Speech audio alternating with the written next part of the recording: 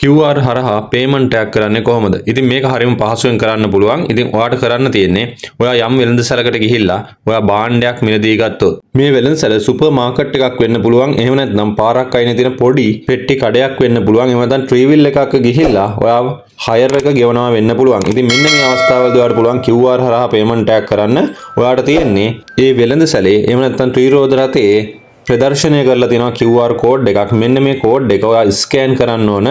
ඉතින් මේ ස්කෑන් කරන්නේ ඔයාගේ account එක bank account එක තියෙන බැංකුවේ banking app එකක් ඇති. මෙන්න මේ app එකේ තියෙනවා scan and pay කියලා තියෙනවා. ඉතින් ඕනෑම banking app එකක මේ facility එක තියෙනවා. ඉතින් මේ bank app එකට ඔයාගේ බැංකුව account එක link කරලා තමයි තියෙන්නේ. එතකොට ඔයා මේ app එකෙන් ඒ අදාළ QR කෝඩ් එක ස්කෑන් කරාට පස්සේ ඔයාට එනවා amount එකක් දාන්න. ඒ කියන්නේ ඔයා වෙළඳ ආයතනයේ මිලදී ගත්තු භාණ්ඩ වලට අදාළ මුදල් මේ වටිනාකම ඔයා එතන ඇතුළත් කරන්න ඕන. උදාහරණයක් විදිහට රුපියල් 1500යි නම් 1500 ඇතුළත් කරලා ඔයා ඕකේ කරාම ඔයාගේ account එකෙන් සල්ලි කැපිලා අදාළ වෙළඳසල් හිමියාගේ bank account එකට මුදල් යනවා. ඉතින් මෙච්චර දවසක් මේක ප්‍රචලිත නොවන්න හේතු උනේ බැංක් ඇප් එකක් හරහා මේ විදිහට QR හරහා පේමන්ට් එකක් කරාම ඒ වෙළඳ ආයතනයේ වෙළඳ හිමියාට සම්පූර්ණයෙන් රුපියල් 1500ම යන්නේ නැහැ. හේතුව තමයි බැංකුව විසින් මේ සඳහා සර්විස් charge එකක් අය කරා. මෙන්න මේ හේතුව නිසා තමයි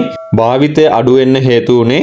ඉතින් වර්තමාන ආණ්ඩුව විසින් කරලා තියෙන දේ තමයි රුපියල් 5000කට අඩු මේ විදිහට ගෙවන කිසිම පේමන්ට් එකකින් බැංකුවක් විසින් කිසිම කමිෂන් එකක් සර්විස් charge එකක් අය කරන්නේ නැහැ. ඒතකොට සම්පූර්ණ මුදලම ඒ කියන්නේ රුපියල් 1500 ගෙවුවා නම් ඒ 1500ම වෙළඳසැල් හිමියාට ලැබෙනවා.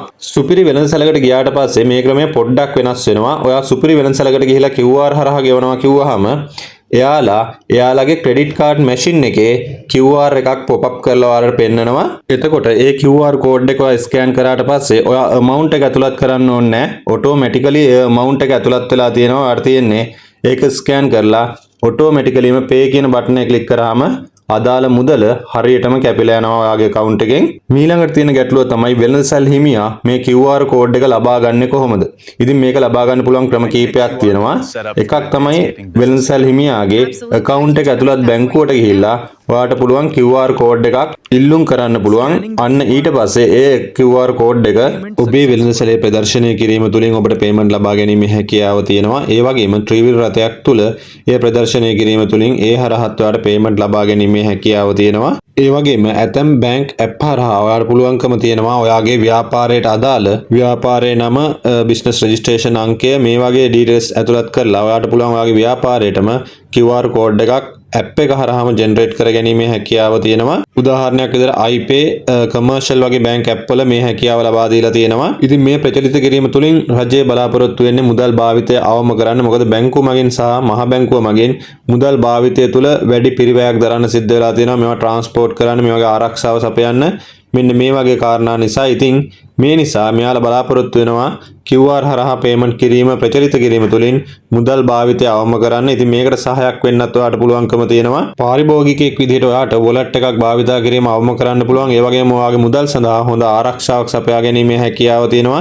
ඒ වගේම කාසි භාවිතයේ ඉතුරු මුදල් ලබා ගැනීමේ ගැටලු වගේ දේවල් සඳහා හොඳ විසඳුමක් විදිහට මේක අපිට හඳුන්වා දෙන්න පුළුවන්. ව්‍යාපාරිකයන් සඳහාත් හොඳ ආරක්ෂාවක් තියෙනවා. ඒ වගේම ඕනෑම අවස්ථාවක ගනුදෙනුවක් සිදු කිරීමේ හැකියාව තියෙනවා. ඉතින් මෙන්න මේ වගේ වාසි තියෙනවා. ඉතින් මේ සඳහා ඔයත් යොමු වෙන්න කියන ඉල්ලීම කරන ගමන් අපි මේ වීඩියෝ එක මෙතනින් අවසන් කරනවා. ඊවර්ඩ් මනි සබ්ස්ක්‍රයිබ් කරලා දිගටම අපිත් එක්ක රැඳී සිටින්න කියලා මතක් කිරීමක් කරනවා.